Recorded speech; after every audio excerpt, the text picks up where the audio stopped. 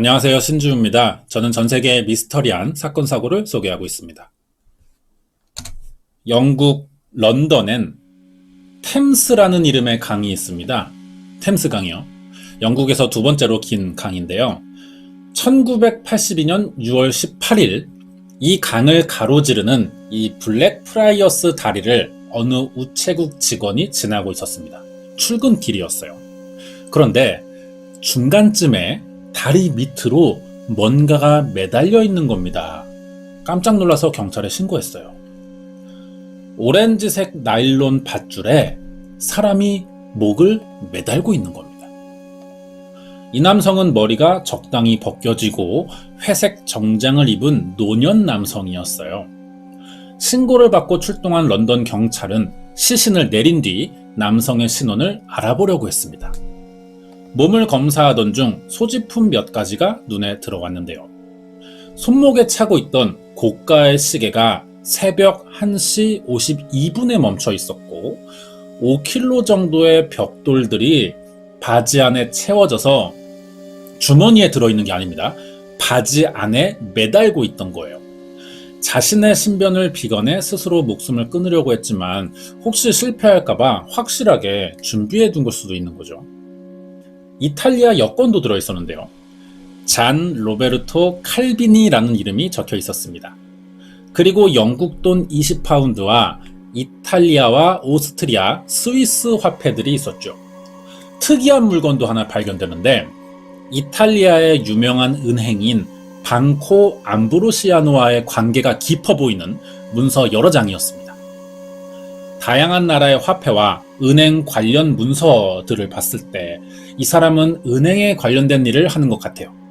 그러면 이 일을 하면서 어떤 큰 사건에 연루됐고 해결할 수 없는 상황이 오자 스스로 극단적인 선택을 했을 가능성도 있어 보이는데요. 경찰은 더 자세한 조사를 위한 수사 준비를 하러 경찰서에 돌아갑니다. 그리고 금방 더 충격적인 사실을 알게 되죠. 대체 어떤 사건이 일어났던 걸까요? 자세한 이야기가 궁금하시면 구독과 좋아요 부탁드립니다. 경찰은 이 남성의 여권이 가짜고 진짜 정체는 피난시에르 로베르토 칼비라는 62살의 남성이라는 사실을 알게 됩니다. 이 사람은 사망한 채 발견되기 8일 전인 6월 10일부터 사라졌었고요. 여러 가지 혐의로 이탈리아 경찰의 추적을 받고 있던 사람입니다. 근데 이 혐의들이 어마어마해요. 국가 전복과 위조 여권 발행, 10억 달러 이상의 사기와 횡령 혐의 등 이탈리아에서 국가 내란을 일으킨 핵심 인물로 지목되고 있던 겁니다. 이탈리아 사람이라는 건데요. 그럼 어떻게 이런 큰 사건을 저지르고 국경을 넘어서 영국까지 올 수 있었던 걸까요? 경찰은 로베르토 칼비가 몸에 지니고 있던 소지품들을 주요 단서로 보고 위조 여권을 만들어서 이탈리아 베니스에서 유고슬라비아를 거친 다음 오스트리아를 통해 영국 런던까지 온 것으로 추정했습니다. 소지품에서 나온 은행 서류를 봤을 때 이 사람은 방코 암브로시아노의 은행장으로 일했고요. 유능한 은행장이나 신의 은행가라고 별명이 붙어있기도 했습니다. 이탈리아에서도 영향력이 있는 사람이라는 거죠. 그러면 이 사람의 위치상 얼마든지 비밀리에 위조 여권 정도는 만들 수 있었을 겁니다. 왜 이런 혐의가 생겼고 사망한 걸까요?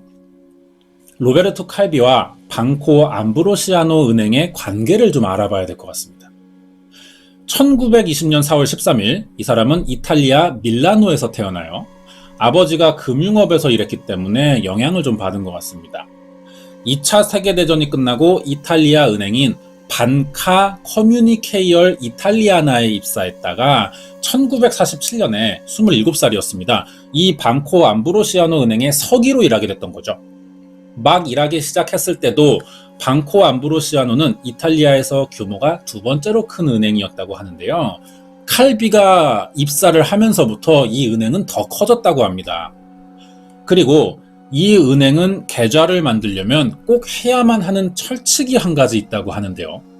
세례 증명서를 은행에 제출해야 된다는 거죠. 칼비가 가톨릭 신자예요. 그래서 이 은행에 입사할 수 있었던 것으로 보입니다. 1952년에 결혼했고 아이 둘 낳아요. 여기까지만 보면 평범하게 금융업에 종사하는 사람처럼 보이긴 하죠.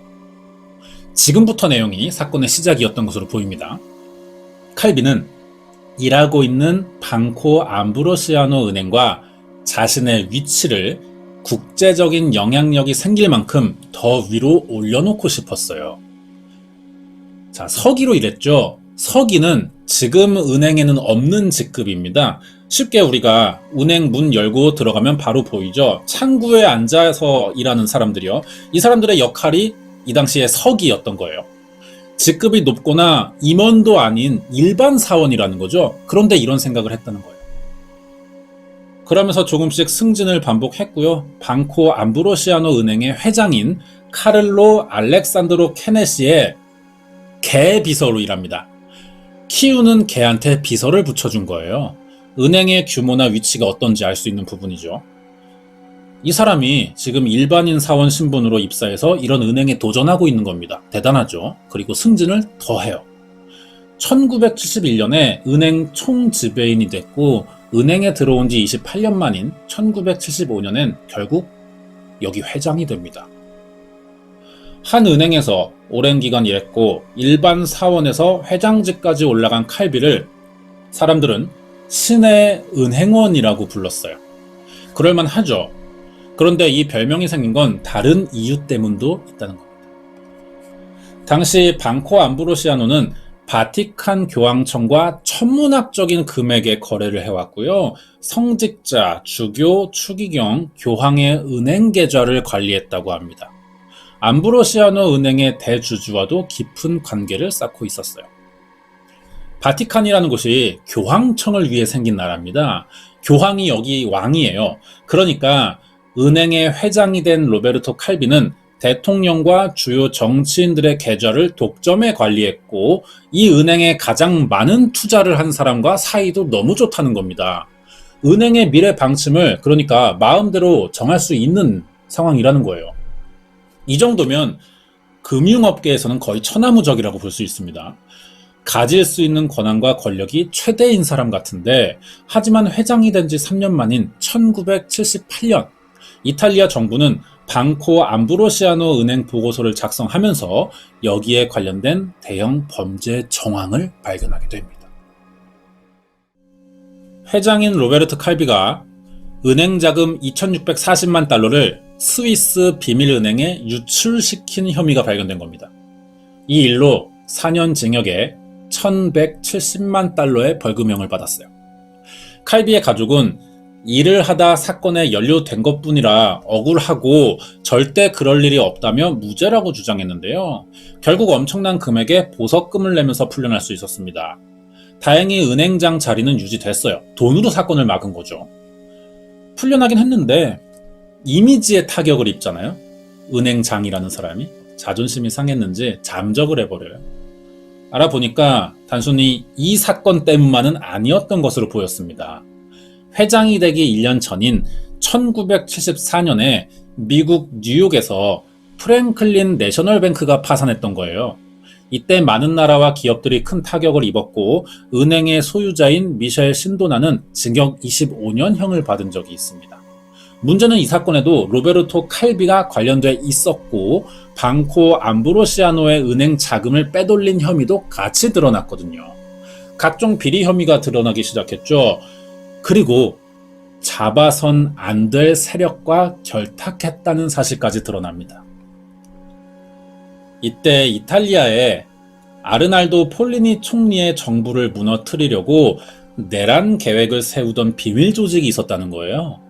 이 조직 명단에 로베르토 칼비가 포함되어 있었다는 거죠. 조직의 이름은 P2라는 이름으로 불렸고 자신들을 검은 수도사라고 지칭한다는데요.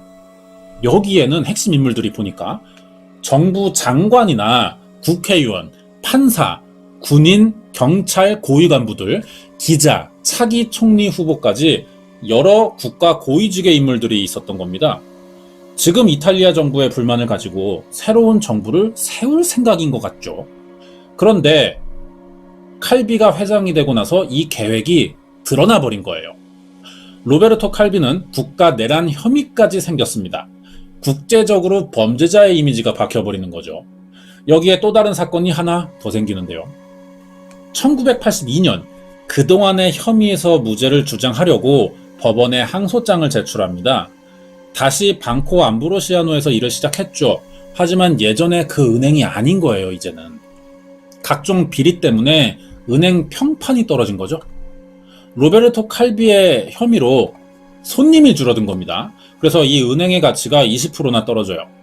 어떻게든 다시 은행장으로 위기를 돌파하려고 했는데 거래 금액이 줄어드니까 은행에는 빚도 생기기 시작하는 거죠. 1982년 6월 21일은 로베르토 칼비의 항소 청문회 날이었습니다. 자신을 도와줄 사람이 필요하겠죠. 은행의 가장 중요한 거래 상대였던 교황 요한 바오로 2세에게 편지를 씁니다. 방코 암브로시아노 은행이 파산하면 바티칸도 큰 피해를 입게 될 것이고 상상도 하지 못할 재앙이 닥칠 것이니 도와달라고 했어요. 협박에 가까운 문장이죠. 꽤 급했던 것 같습니다. 여기에 바티칸 교황청은 로베르토 칼비의 사정을 잘 알았으니 도와주겠다고 대답합니다. 빚을 어느 정도 갚아주겠다는 거예요. 이 빚이 왜 생긴 걸까요, 근데? 은행 거래가 줄은 이유도 있지만 이 사람이 칼비가 마피아의 돈을 관리해주다 생긴 일이었습니다. 마피아에게 큰 돈을 받았어요. 우리 돈으로 4조 원 정도 되는데 이걸 룩셈부르크의 어느 회사에 대출해준 겁니다. 왜 그랬냐면 이 회사가 나중에 돈을 갚아서 방코 암브로시아노에 보내줬을 때 이 돈을 다시 마피아에게 돌려준다면은 정상적으로 돈이 이동된 것처럼 보이니까 세탁되는 거죠. 마피아의 돈 세탁을 도우는 거예요. 그런데 이 혐의도 드러나면서 이 돈이 다 압수돼 버립니다. 이 일로 마피아가 엄청난 손해를 받고 압수된 만큼 방코 암브로시아노의 빚이 됐어요. 35억 달러나 되는 큰 돈이었습니다. 로베르토 칼비가 이 돈을 빨리 메꾸지 못하면 은행은 파산해야 돼요. 그리고 마피아의 돈도 갚지 못하니까 목숨이 위험해지겠죠. 교황청에 편지를 보내서 살려달라고 할 수밖에 없는 상황인 겁니다. 그런데 이 사실이 드러나자 갑자기 교황청이 발을 빼버리는 거예요. 이미 교황청은, 바티칸은 마피아와의 뒷거래가 공공연하게 알려져 있는 사실이었거든요. 그러니까 여기서도 마피아와 연관이 있는 것처럼 보이면 안 되니까 자신들은 이 사건과 관련이 없다며 소송을 걸어요, 갑자기. 그래서 마피아와 방코 암브로시아노 간의 거래에 관계가 없다는 판결을 받습니다. 법적으로 방코 암브로시아노의 빚을 갚지 않아도 된다는 명령을 받아요. 이게 좀 이상한 거죠. 로베르토 칼비의 편지를 받고 도와주겠다고 했는데 중간에 마음이 바뀌면 그냥 안 갚아주면 그만이거든요. 그런데 왜 소송까지 걸면서 이러냐는 겁니다. 이거는 바티칸의 칼비 꼬리 자르기로 보이는데요. 교황청이 봤을 때 어차피 로베르토 칼비가 회생할 수 없겠다는 생각이 든 겁니다. 그래서 이 기회에 아예 관계를 끊어버리겠다는 거죠.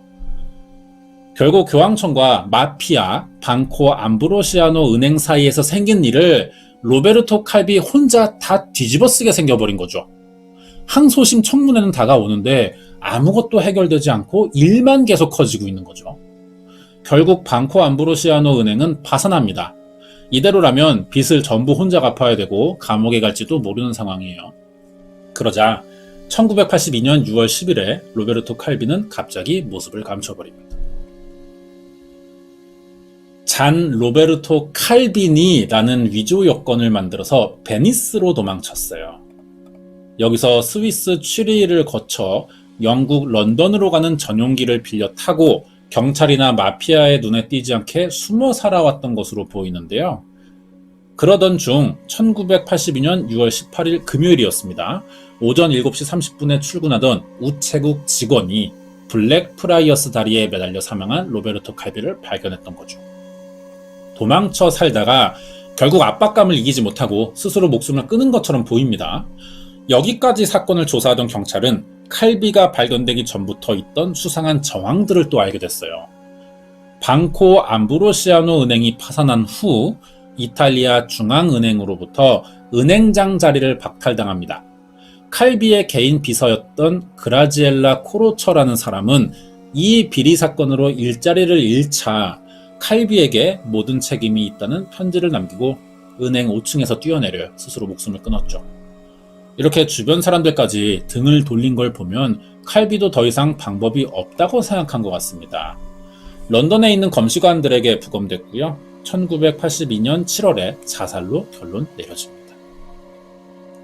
그런데 유족이 이 사인에 동의하지 않았다는 거죠. 아무리 자금 세탁과 불법 횡령 혐의로 조사를 받고 있던 중에 도망쳤다고 하지만 스스로 목숨을 끊은 사람은 아니라고 하는데요. 다음 해인 1983년 7월에 재부검이 실시됩니다. 이때 배심원들이 칼비의 사인을 결정해야 됐어요. 여기서는 자살이 아닌 의문사로 처리됩니다. 자살은 아닌데 이유를 알 수 없는 사망이라는 거죠. 이번에도 칼비의 유족은 동의하지 못해요. 결국 사설 탐정이 고용됩니다. 칼비의 사인을 다시 조사해봤죠. 과학수사관들에게 칼비가 실제로 그 블랙프라이어스 다리에서 스스로 목숨을 끊을 수 있는지 실험해보라는 명령이 있었는데요. 여기서 런던 검시관들이 밝혀내지 못한 새로운 사실이 발견됩니다. 애초에 칼비가 그 다리에 스스로 목을 맬 수 없다는 결과가 나온 거예요. 생각해보면 그렇습니다. 목을 매려면 당연히 발판이 필요하죠. 밟고 올라가서 목을 매야 하니까요. 줄을 걸고. 그런데 칼비의 신발에서는 발판을 딛고 일어선 것처럼 보이는 성분이나 페인트 조각 이런 것들이 전혀 검출되지 않았다는 겁니다. 목에서도 목을 맬 때 나타나는 사큰이 나오지 않았어요. 끈의 흔적이 아니라 누군가 일부러 목을 조른 것처럼 보이는 흉터가 있었다는 거죠. 5단에서는 돌도 발견됐습니다. 그런데 칼비의 손에는 돌을 만지는 흔적이 없다는 거예요. 그렇다면 칼비가 스스로 목을 맨 것처럼 보이게 누군가 현장을 만들었다는 이야기가 되는 거죠. 이 실험 결과로 누군가 런던에서 숨어 살던 칼비를 납치해 이런 범행을 저질렀다는 이야기인데 그동안에 없었던 타살의 새로운 결과가 나와버린 겁니다. 이 결과를 통해서 로베르토 칼비의 의문사 사건은 20년 만인 2003년 9월에 런던 경찰청이 재수사를 또 하게 됐어요. 여기서 칼비의 죽음과 밀접한 관련이 있는 용의자가 추려집니다. 한둘이 아니라는 거죠. 이름은 칼루, 에르네스토 디오탈레비, 플라비오 카르보니, 마누엘라 클라인스지그, 칼비의 전 경호원이라는 실바노 비토르까지 5명이 지목됐거든요. 특히 경호원이었던 실바노 비토르가 용의자라는 건 굉장히 충격적이죠. 이들은 무엇을 근거로 왜 이런 혐의를 받게 된 걸까요? 칼비는 방코 암브로시아노의 은행장으로 일하면서 동시에 P2라는 이탈리아의 새 정부 수립을 계획하던 대규모 내란 단체에 소속돼 있었습니다. 자신들을 검은 수도자인 프라티 네리라고 불렀는데요. 이 사람이 P2를 조직한 리치오 겔리예요. 여기에 이탈리아 최고위층의 여러 인물들까지 포함되면서 P2의 자금줄이 됐고 이 돈과 이탈리아 정부, 마피아, 바티칸의 막대한 자금들을 방코 암브로시아노 은행이 비밀리에 관리해왔었던 겁니다. 이상하죠? 이탈리아 정부의 돈과 이 정부에 반대돼서 새 정부를 세우려는 내란 조직의 돈을 동시에 관리해준 거예요. 여기에 마피아와 거래하는 바티칸 정부의 돈까지 모조리 관리했던 겁니다. 이 은행장이 바로 로베르토 칼비라는 거죠. 일반 사원에서 회장까지 올라간 신의 은행원이라고 불렸지만 알고 보니까 이탈리아에서 가장 위험한 사람이었던 겁니다. 그런데 칼비는 여기서 멈추지 않아요. 국제적으로 자신의 영향력을 과시하기 위해서 마피아의 자금을 다른 데 빼돌리다가 들켜버렸고 은행의 파산으로 이어지면서 원한이 생긴 관련 인물들이 로베르토 칼비의 책임을 목숨으로 대신했다는 거죠. 이 5명의 혐의를 증언해준 사람이 있었어요. 마피아였다가 손을 씻은 안토니오 지우프레라는 사람인데요. 이 사람의 증언의 신빙성이 있었는지 칼비의 타살 혐의로 지목된 용의자 5명은 로마의 레비비아 법정에서 재판을 받게 됩니다. 2007년 6월 6일 재판이 열리는데요. 5명이 전부 로베르토 칼비의 사망과 관련이 없다는 판결을 받습니다. 이 판결을 내린 마리오 루시오 데 안드리아 판사는 면밀히 조사해본 결과 이들이 칼비의 목숨을 빼앗을 만한 증거가 충분하지 않다며 증거 불충분으로 혐의를 기각한 거예요. 그러면서도 칼비의 죽음은 엄연히 자살이 아닌 타살로 보인다는 판결을 내렸고요. 이미 사건이 일어난 지 너무 오랜 시간이 지나서 재판부가 납득할 만한 증거를 제시하기 어렵다는 의견도 같이 밝혔습니다.